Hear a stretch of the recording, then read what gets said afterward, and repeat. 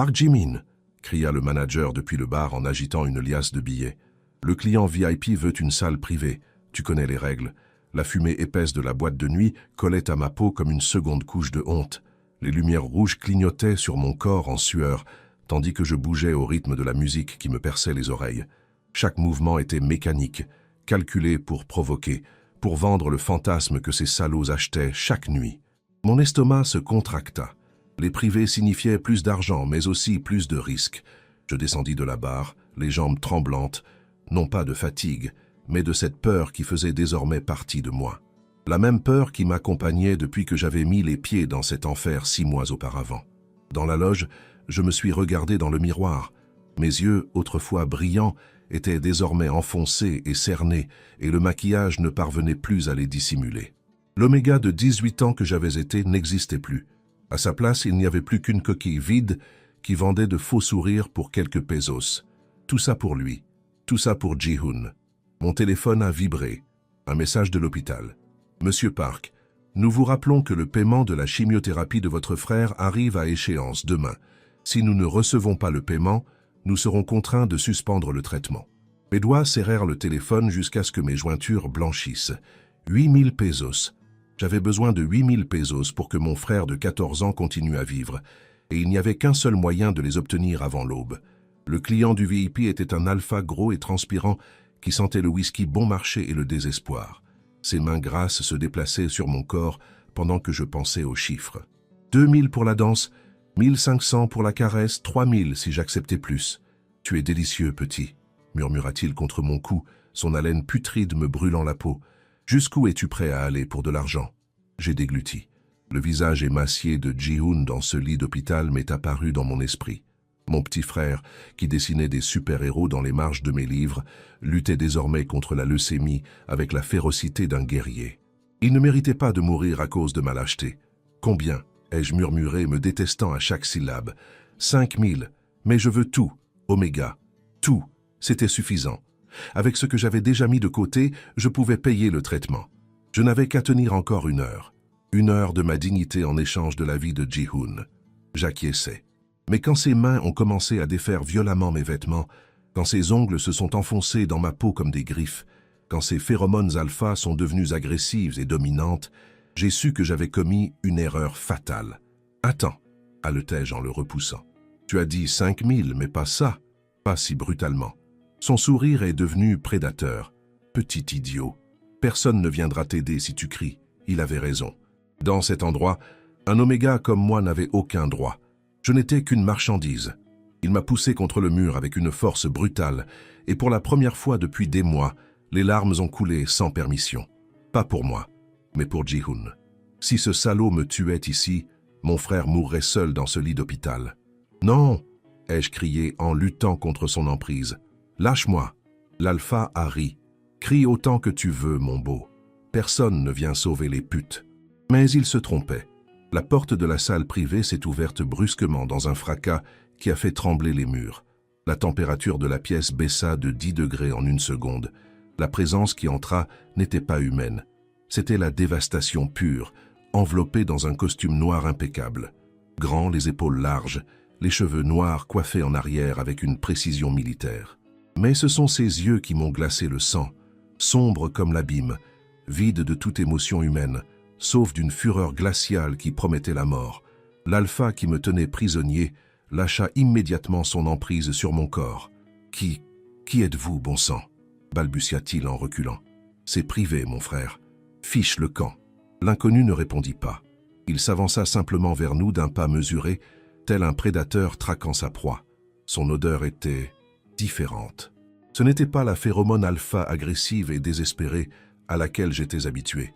C'était du pur pouvoir, un contrôle absolu, le danger incarné. « Je te donne 3 secondes pour lâcher l'Oméga, » dit-il d'une voix basse, douce, mais chargée d'une menace qui fit hurler tous mes instincts d'Oméga fuis. « Et sinon ?» Le gros alpha essaya de paraître courageux, mais je pouvais sentir sa peur. « J'ai payé pour lui. Il est à moi pour cette nuit. » L'inconnu sourit. C'était la chose la plus effrayante que j'avais jamais vue. 1. « Hé, espèce d'enfoiré, tu ne peux pas entrer ici et... » 2. Le gros alpha pâlit. Son étreinte sur mon bras se relâcha légèrement, mais il ne me lâcha pas complètement. Sa fierté blessée était plus forte que son instinct de survie. « Va te faire foutre, je suis arrivé le premier. » 3. Ce qui s'est passé ensuite a été si rapide que mon esprit oméga n'a pas pu le comprendre complètement. L'alpha était à côté de moi, et l'instant d'après, il était contre le mur de l'autre côté de la pièce, du sang coulant de son nez cassé, les yeux révulsés.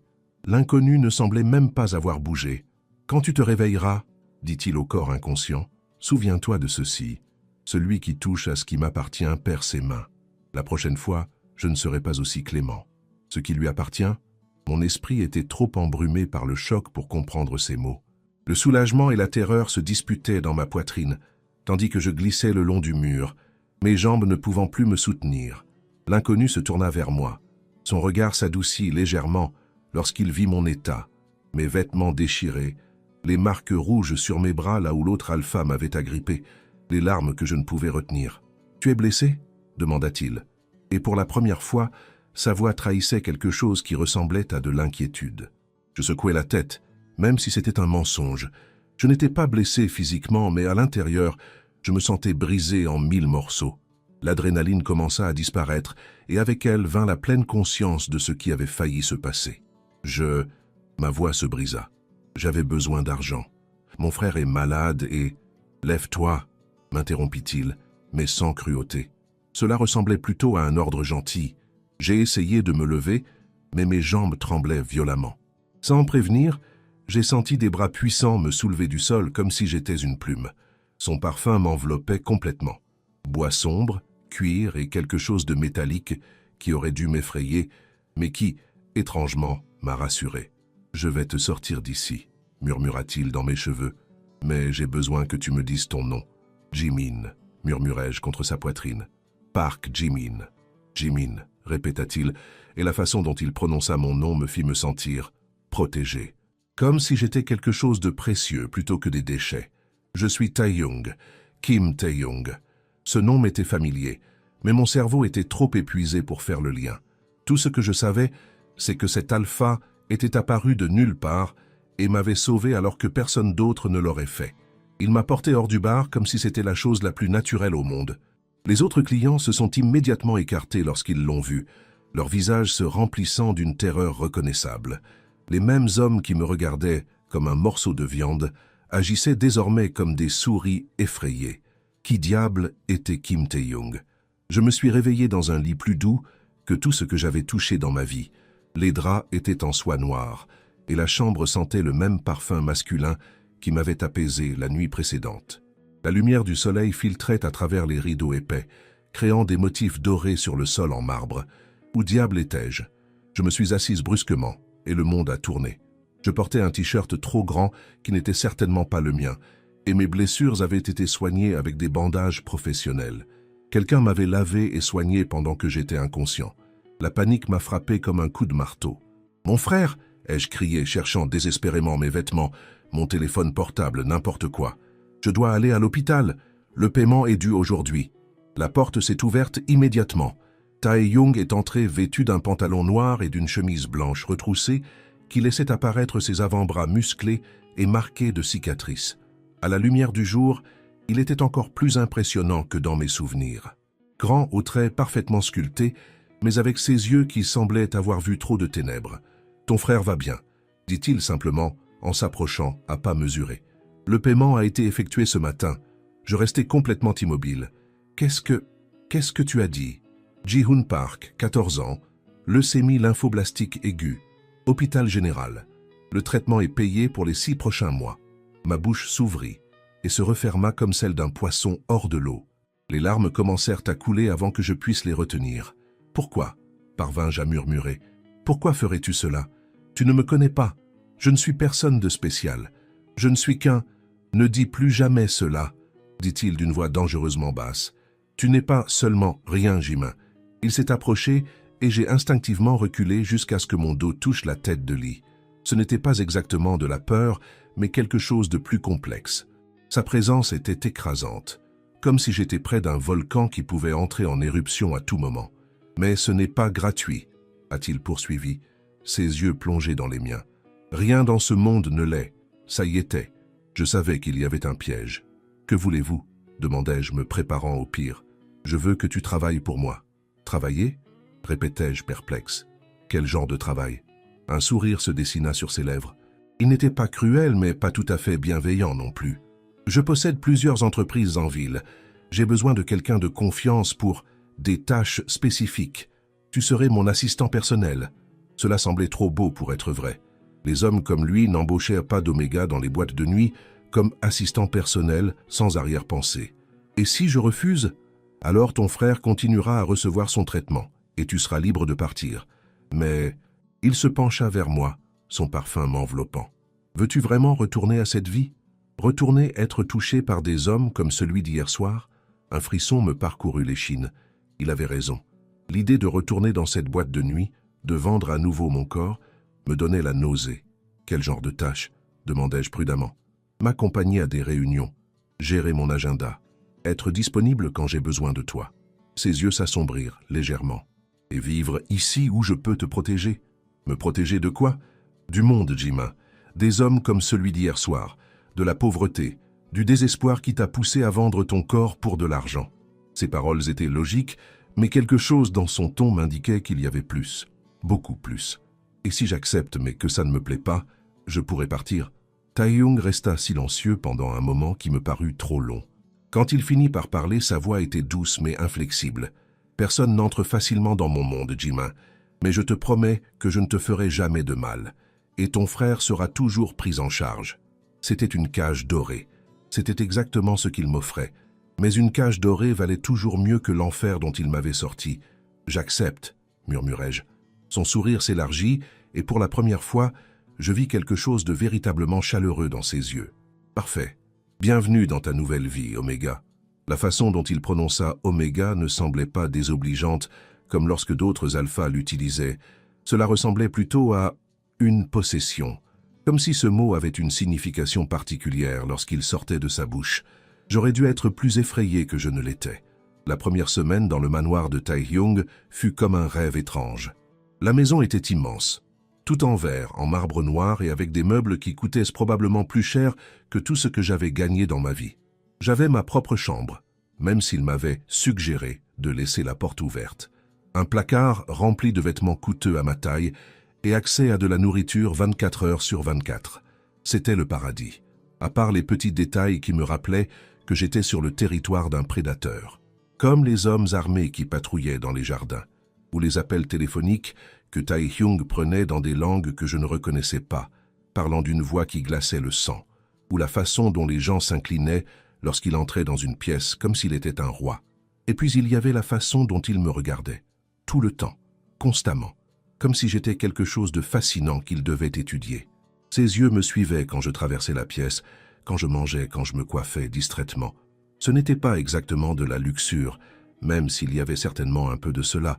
C'était plutôt comme de la possession, comme s'il avait décidé que je lui appartenais et qu'il attendait maintenant que j'arrive à la même conclusion. « Jimin », m'a-t-il appelé depuis son bureau vendredi matin. « Viens ici. » Son bureau était aussi intimidant que lui.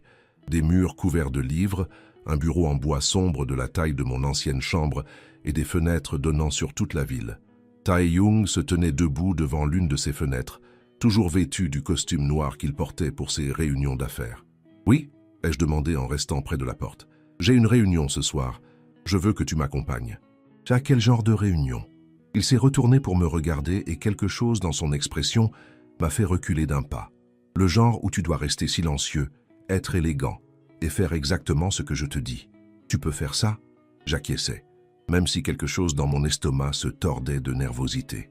Bien, il y a un costume dans ta chambre. Enfile-le et rejoins-moi dans le garage à 9 heures.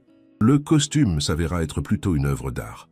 Un pantalon noir qui s'ajustait parfaitement à mes hanches, une chemise en soie blanche et une veste qui coûtait probablement plus cher qu'une voiture.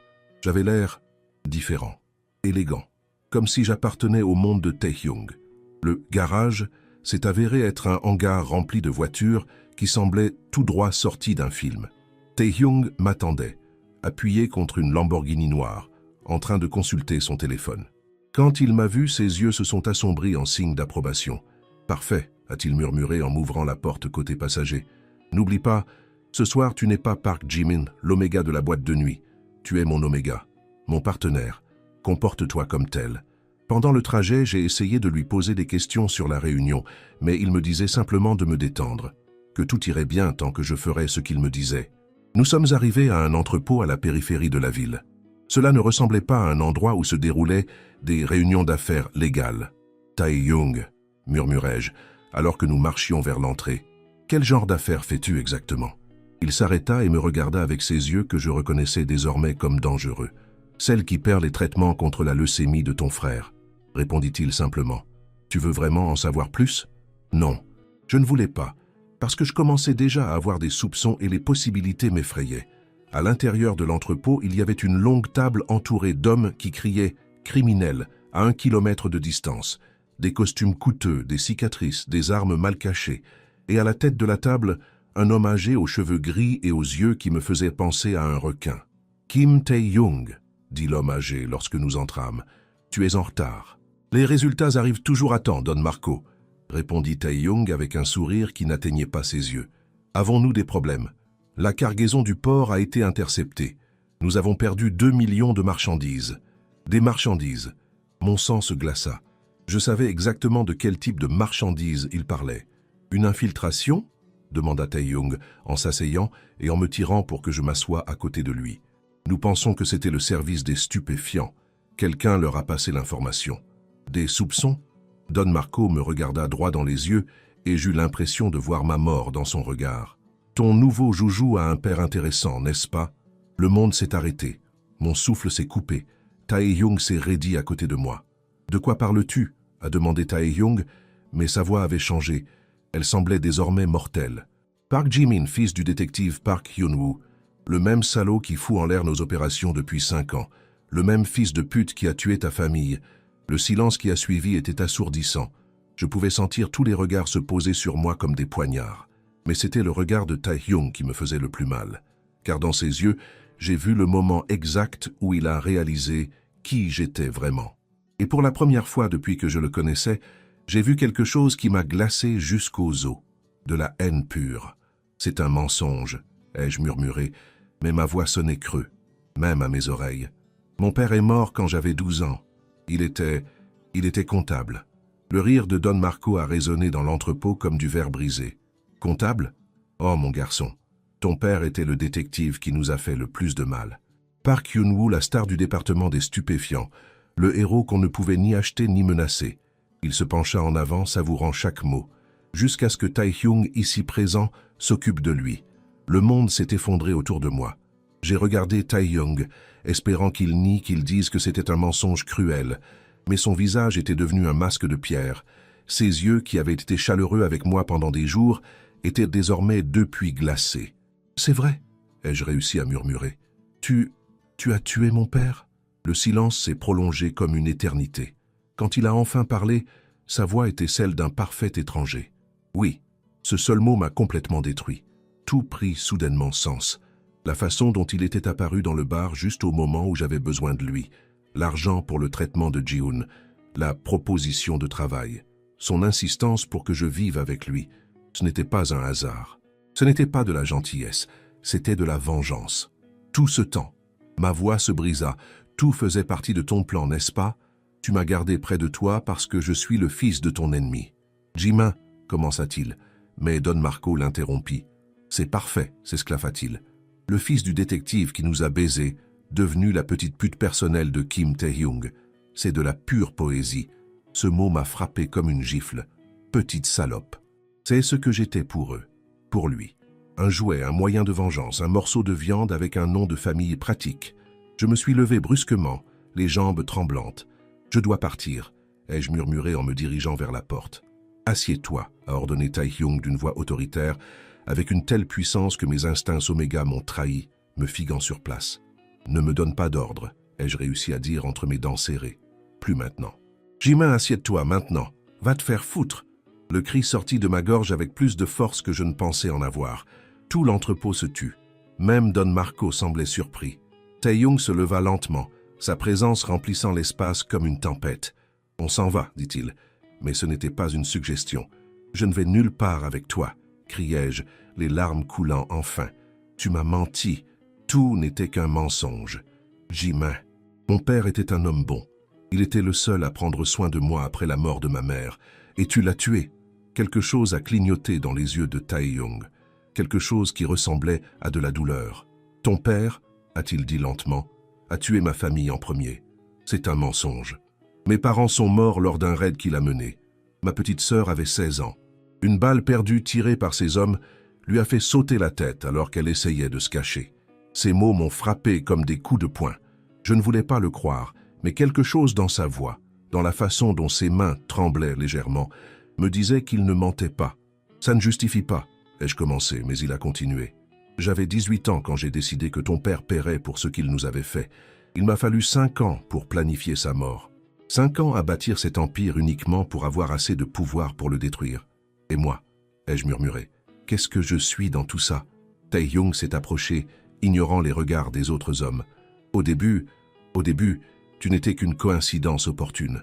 Le fils de l'homme que je détestais, tombé entre mes mains alors qu'il s'y attendait le moins. Chaque mot était un poignard dans ma poitrine. Mais cela a changé. Sa voix s'adoucit légèrement. Tu as tout changé. Connerie, criai-je. Je ne suis qu'un moyen pour toi de te venger. Si tu n'étais que cela, tu serais déjà mort. L'entrepôt devint complètement silencieux. Même l'air semblait s'être arrêté. Selon les règles de notre monde, continua Tae-young, sans jamais quitter mes yeux du regard, je devrais te tuer pour les péchés de ton père. Mais je ne peux pas. Sa voix se brisa légèrement. Je ne peux pas parce qu'à un moment donné au cours de ces dernières semaines, tu es devenue la seule bonne chose que j'ai. Mensonge, murmurai-je, mais ma voix n'avait plus aucune force. Un mensonge? Il s'approcha davantage, et je pouvais sentir le désespoir dans son parfum. Tu penses que c'est un mensonge que je ne peux pas dormir quand tu n'es pas à la maison? Que le son de ton rire est la seule chose qui apaise la rage que je porte en moi depuis des années? Que l'idée que quelque chose t'arrive me terrifie plus que n'importe quel ennemi? Ces mots me troublaient, me brisaient, me reconstruisaient. Mais tu as tué mon père, murmurai-je. Oui, et il a tué ma famille. Tae-young tendit la main vers moi. Nous pouvons continuer à payer pour les péchés de nos parents, ou nous pouvons choisir autre chose. Je regardais sa main tendue. Je regardais ses yeux, qui étaient maintenant remplis de quelque chose qui ressemblait à une supplication. Et pour la première fois de ma vie, j'ai dû décider qui je voulais vraiment être. Je n'ai pas pris sa main. Au lieu de cela, je me suis retourné et j'ai couru hors de l'entrepôt comme si le diable était à mes trousses. J'ai entendu Tae-young crier mon nom, mais je ne me suis pas arrêté. Je ne pouvais pas. Mon monde venait de s'effondrer et j'avais besoin d'air qui ne soit pas pollué par les mensonges et le sang. J'ai couru jusqu'à ce que mes poumons me brûlent, jusqu'à ce que mes jambes cèdent dans une ruelle sombre à des kilomètres de là. Je me suis appuyé contre un mur froid et j'ai finalement laissé tout sortir, les larmes, les cris, des années de douleur dont je ne savais pas que je portais le poids. Mon père, mon héros, l'homme qui me lisait des histoires avant de dormir et m'achetait des glaces quand j'avais de bonnes notes. Était-il vraiment responsable de la mort d'une famille, de la mort d'une petite fille? Et Tae-young, l'homme qui m'avait sauvé, qui avait pris soin de Ji-hoon, qui m'avait fait me sentir important pour la première fois depuis des années. Tout cela n'était-il qu'un mensonge? Ou y avait-il quelque chose de réel entre nous? Mon téléphone a sonné. C'était l'hôpital. « Monsieur Park ?» La voix de l'infirmière semblait urgente. « Vous devez venir immédiatement. Votre frère, le monde s'est arrêté. Que s'est-il passé? Il y a eu des complications. Il est en soins intensifs. Son état est grave. » J'ai raccroché et j'ai couru vers la rue principale pour prendre un taxi, mais je n'avais pas d'argent. Dans ma fuite, j'avais tout laissé dans la maison de Tae-young. Mon téléphone était presque déchargé et la seule personne qui pouvait m'aider était la dernière que je voulais voir. Mais c'était Ji-hoon, mon petit frère qui dépendait de moi. J'ai composé le numéro de Tae-young avec des doigts tremblants. « Jimin » a-t-il répondu dès la première sonnerie. « Dieu merci. Où es-tu »« À l'hôpital » ai-je réussi à dire. Ji-hoon est... il va mal. Je dois y aller, mais je n'ai pas d'argent pour le taxi. J'arrive. Ne bouge pas. Tae-young, On en parlera plus tard. Pour l'instant, la seule chose qui compte, c'est ton frère. Il est arrivé en 10 minutes, conduisant comme un fou. Nous n'avons pas parlé pendant le trajet vers l'hôpital. J'étais trop effrayé pour Ji-hoon, et il semblait être en train de digérer tout ce qui s'était passé dans l'entrepôt. Quand nous sommes arrivés, j'ai couru vers les soins intensifs. Ji-hoon semblait si petit dans ce lit, entouré de machines et de câbles. Il avait les yeux fermés et respirait difficilement. Mon frère, ai-je murmuré en lui prenant sa petite main. Je suis là. Tae-yong est resté à la porte, observant en silence. Pendant les heures qui ont suivi, il n'a pas bougé de là. Lorsque les médecins sont sortis pour me parler, il s'est approché pour écouter aussi. La chimiothérapie fonctionne, expliqua le médecin, mais son corps est très affaibli. Il a besoin de plus de temps, mais le pronostic est positif. Je me sentis capable de respirer à nouveau. Ji-hoon allait s'en sortir. Ce soir-là, pendant que mon frère dormait, Tae-yong et moi avons enfin discuté. Nous nous sommes assis dans le couloir de l'hôpital, un silence pesant entre nous. « J'ai quelque chose à te montrer », a-t-il finalement dit en sortant un dossier de sa veste. « À propos de ton père, je ne veux pas voir, tu dois le voir, Jimin, pour comprendre toute la vérité. » J'ai ouvert le dossier avec des mains tremblantes. À l'intérieur, il y avait des photos, des documents, des rapports de police. Mon père n'était pas le héros dont je me souvenais. Il y avait des preuves de corruption, de collaboration avec des cartels rivaux, d'opérations qui avaient entraîné la mort de familles innocentes. Le raid au cours duquel ma famille a été tuée, expliqua Tae-yong d'une voix tendue, n'était pas une opération officielle. Ton père travaillait pour nos ennemis. Il savait qu'il y avait des enfants dans cette maison et il a quand même donné l'ordre d'attaquer. Des larmes tombèrent sur les photos. Tout ce que je croyais savoir de mon père s'effondra en quelques secondes. « Pourquoi me montres-tu cela maintenant ?»